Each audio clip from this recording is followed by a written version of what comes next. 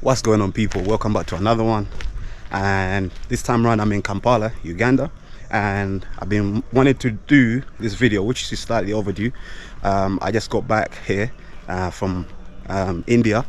I'm sure you guys have been following the videos, and in this video I want to make this video to compare Pakistan and India, because those are my last two countries I've been to before I came back here, right? Even though I made a stop in London, but that's my home. So this video, as the border goes past Uganda, that's how you know you're in Uganda, with the borders. So in this video I'm going to be comparing Pakistan and India. So without further ado, look at as the sun comes out on cue, look around. This is where we are. Okay, let's get into the video now. First things first, when you're applying to go to India and Pakistan, I spoke about this before in my videos, you apply online to obviously get your visas and stuff, and then you go. Okay, so when you land at the airport, that's what we're going to talk about first. Treatment at the airports, both airports, what I experienced. Well, hospitality at both airports was fine. When I went to Pakistan, I landed in Karachi, everything was cool. I literally went through the airport smoothly. I had all the documents that I needed, my visas and everything, and everything was cool. So the treatment was cool. They were respectful in Karachi in Pakistan, and it was similar to India as well. At the airport, I landed in the early hours, and when I got there, I went through immigration very smoothly and I had no issues.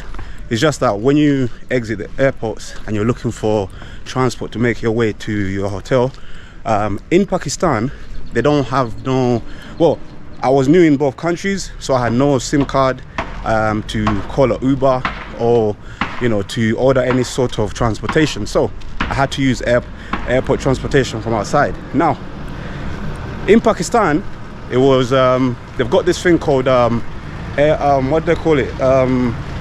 I forgot what it's called, but you know, you go to, as more cars go past, I'm on the road, guys. So metro taxi, I believe. Another truck goes past. Water tank. Let me tell you something about these cars actually real quick. So here in Uganda, sometimes some places water goes you know, if you run out of water in your tank at home, you can call those big trucks and they'll bring you water in those big trunks, and they'll refill your tank. I've done it before. I made a video about that actually. You can watch that after this video. Anyway, so in Pakistan, when I landed and I exited the airport, I used metro taxi. Now, metro taxi is a cab service. You tell them where you're going and they estimate the distance that you're going to, and they will tell you the price that you need to pay. That's what I used to go to my hotel when I landed in Pakistan. India, what did I use in India? In India, I think I used the same thing. I exited the airport, I got a taxi, and it took me to my, you know, to my hotel, which wasn't too far from the airport in Mumbai. So that's airport treatment. I spoke about transport. Okay, let's go into transport. Transportation in both countries. In Pakistan, they have an app called Ride, right? You can download it on your phone and you can use it. It works like Uber, right? And you can use the app to order cars like you do with Uber. But the thing I like about that app is you can also use the same app to get rickshaws as well. So not only you can get cars, but you can get rickshaws. What's up? What's up? So you can also get rickshaws as well, which some of you might call tuk-tuks. But on that same app called Ride, it's a yellow app. You can download it on your phone and use that. You can get cars and rickshaws. So let's go to India. In Mumbai, when I went to Mumbai, Ubers are available in Mumbai. So you can use your Uber app if you have an app in India. Now, again, same as what I always tell you guys when I come to Uganda, when you go to India and Pakistan, if you're going to use Ubers, change your payment settings, take them off card and put them to cash. Reason being, if you use your card to pay for things abroad, I'm sure you guys know from, you know, abroad, if you go to a different country and you use your card, they normally charge you international charges. Okay, so even when I come here to Uganda and I'm using the Uber, I always put my payment settings to cash, because some people here don't like it. If they see that you're gonna pay with card, they always like, oh boss, can you please pay with cash? So put it in cash, put it on cash, so that you use cash when you're paying, so they don't charge you international charges. So that's transport. Both countries, Pakistan and India, have good transportation systems. So, and in India, I got a chance to use one of their trains as well, which was cool. So transportation in India is cool. You can get rickshaws, you know, using the apps, and you can also get rickshaws obviously on the road, same as Pakistan.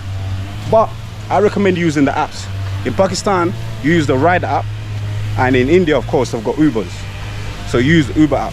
And the good thing about India, when you're using the Uber, their Uber, when the driver picks you up, for safety reasons as well, which I really like, when your car is coming, they send you a pin, so that when your driver picks you up, as soon as you enter the car, hello, as soon as you enter the car, the driver will ask you for the pin, so they'll enter the pin to make sure that you're in the right car, which is good. All right, so that's transportation and hospitality in Pakistan and India. So I'm walking on this road, as you can see. People get, you know, really fascinated when they see a camera, and here they're cutting some hedges around here, so it's gonna be loud.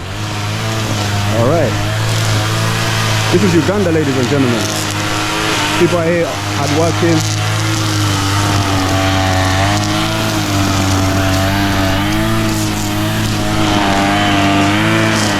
I'm joking. I'm sure you can't hear me because of the noise that's going on up there. So let's talk. So hospitality and transportation done. Now in both countries, let's talk about safety. Safety for foreigners like me. When I went to Pakistan and India, I felt very safe, because again, when you go to a new country, same as India, I felt very safe. There was no one point where I felt, you know, threatened, or I felt like I was in danger. And I moved around, as you guys watched in the videos. Now, so safety, I'll give them thumbs up in both countries. And most places you go to, like shopping malls and stuff like that, even when you go to markets, you always see police walking around and stuff, keeping the peace. So safety in both countries is really good. Having said that though, only in India, I went out, when I went to Goa, I went out at night and partied a little bit. Still, safety was good as well. But in Pakistan, I didn't really get to check out the nightlife too much, because hey, it's a Muslim country, and obviously knowing me, I like to party. There's no clubs in Pakistan and stuff like that, so I never really used to go out at night. But safety in both countries, really good. Now let's talk about food. I'm approaching the main road, so this video might get a bit loud, so forgive the boy for that. So let's talk about food. In both countries, the food is really nice. In Pakistan, let's start with Pakistan again. In Pakistan, most of the dishes are spicy, same as India. So given, you know, with language barrier, it was difficult for your boy to get food that wasn't, you know, spicy. But we worked it out, where I stayed in hotels, and I used to always trying to tell the people that worked in kitchens in those hotels to give me food that's not spicy. So in Pakistan, it was a bit difficult until I went to Lahore, and I stayed in my second hotel. That chef was, you know, cool. So they used to make me a dish specifically for me, and I stuck to the same thing because it wasn't spicy. When I was in India, both places the food is nice, but when I was in India, I believe, this is my opinion, my Pakistani people don't kill me, but this is my opinion. I think Indians, when they're making the food, as I'm near the petrol station here, let the car go past. But the thing is here, when you're crossing the road sometimes, like when you're walking on the main roads or whatever, right? And there's a car coming or whatever, you give them away. But if you're vlogging, they get intrigued in the camera, so they always stop. Instead of driving off, they'll stop and then they'll stare. But anyway, we're used to that. So again, going back to food, right? My Pakistani people don't kill me. I personally think I'll give India the L, the win, the W for the food. Pakistani food is good as well, but I think, yeah, in India they use much more spices. I think they season the food a bit more as well. So with the food, but the border guy giving us the thumbs up. So yeah, I'm on the main road. So when it comes to the food, I think India takes that W. So let's talk about hotels though, where to stay. Now, I had issues in Pakistan with all the hotels that I stayed at, and I've mentioned that in a video. So again, go watch that video that I made called scams they use, hotel scams they use in Pakistan. Go watch that video and you'll understand what I'm talking about. I had issues with most of the hotels in Pakistan because for some strange reasons, and I stayed in 4 hotels, 2 in Karachi, not actually, like 3 in Karachi and 2 in Lahore. Now, every time I booked hotels, I'd get to the place and they try and bump me. They try and give me rooms that I didn't book for. Maybe it's just disrespect for a guy like me who's a foreigner, but I didn't like how they were treating me at hotels in Pakistan. So hopefully they'll change that. I don't know if you guys experience the same thing, but in India, I stayed in 2 hotels in India, 1 in Mumbai and 1 when I went to Goa. And I had no issues with the hotels or with the rooms in India. So hotels, India and Pakistan, I personally didn't enjoy my experience, you know, dealing with, you know, hotel people in Pakistan. But India, it was cool. Having said that, let's move on. The weather. Now, I went to Pakistan earlier on in the year. It was around end of Feb, going to March, before Ramadan. And straight after that, I went to India. So the weather in both places, it was quite good. Humid at times, but it was good. So just make sure that when you're going to those places, you take your sunscreen. So you take sunscreen because it was very, very hot and you want to protect your skin. I'm walking today in Uganda. The weather is really nice. The sun is not too strong. It's warm, perfect weather for me. So I didn't really need no sunscreen, as you can see on my skin. I'm walking past the market here. I'm gonna actually come back here. Hi, those ladies there, I buy fruit from them. I'm gonna go somewhere and then I'm gonna come back here and buy some veggies and fruits actually. So that's the weather, and that is the hotels in India. All right, look at that. We're on the main road. This is Uganda.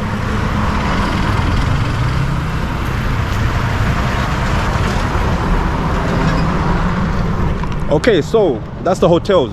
Now let's talk about cost of living in both countries. Now, both countries, things are pretty cheap.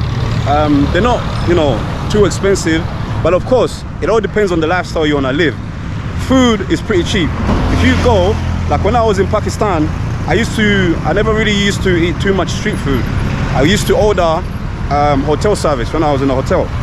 And in India, I tried a bit of, you know, street food as well. But in general, I always tell you guys in my videos, my stomach is very sensitive, so I have to be careful with food. I'm not really into like too much street food, even though I'll try it once in a while. So I was ordering in using hotel service. So the food is cool. So cost of living is noisy. I'm on the main road. So cost of living in both countries on food, both places, the food is pretty cheap. So, you know, if you're not really gonna be going to the, you know, 5-star, 4-star restaurants to eat and stuff like that, you won't be spending too much. So your pound or your dollar can go a long way depending on where you come from. That's cost of living. Treatment from people, I've already spoke about that as well. So in general, I was treated well in both of the countries. Pakistan, especially people from the outside. Like I said, I only used to have issues with people that, you know, at hotels, the people who own the hotels, who run the hotels. But in general, outside, you know, the normal people, the public, they were cool. As you can see, they will stop you to take pictures and stuff. Some people offer you a lot of stuff. So the hospitality overall in both countries was amazing, in Pakistan and India as well. So I never had no issues. Nightlife, let's talk about a bit of nightlife before I forget. Nightlife in Pakistan doesn't exist. So if you're a party animal like me, it's predominantly a Muslim country, so you're not really gonna, let me show you this river right here. It goes actually all the way under the little bridge here, and it goes through there. And what's really interesting, those guys over there who wash cars, like that guy over there, they take the water from there, he scoops the water, and he comes and they wash the cars over here. So that's really, it's cool for him, right? The water's right next to his job. So anyway, back to nightlife, Pakistan and India. Nightlife in Pakistan doesn't exist. If you're a party animal, no clubs in Pakistan, like I mentioned in my other videos. But in India, yeah, they've got clubs. I was able to go party a little bit when I went to Goa, so that was fun. And also some places you can smoke some shisha if that's your thing, just like your boy right here. So nightlife in India, of course, I give them a thumb up, but I'm not comparing nightlife to Pakistan, because obviously you have to respect them. It's a Muslim country and they don't do clubs and stuff like that, so it's not a comparison. So overall, my final thought, would I go back to both countries? Absolutely, I would go back to both countries if I had a chance. But I'm not gonna pick one country. I would say both countries got, you know, their different things to them. So in the future, when I do get a chance, I definitely will go back and check out both countries. But then I probably won't stay as long as I did. In Pakistan, I stay longer. Maybe a week or 5 days in Pakistan is enough. In India, probably a bit longer because they've got more to it, like nightlife, like I said. But anyway, that was my comparison, India and Pakistan, guys. I'm in Kampala, I'm making more videos. So after watching this video, go check out my other videos as well that I made about Uganda, in case you're wondering how Uganda is. Okay guys, this is Uganda.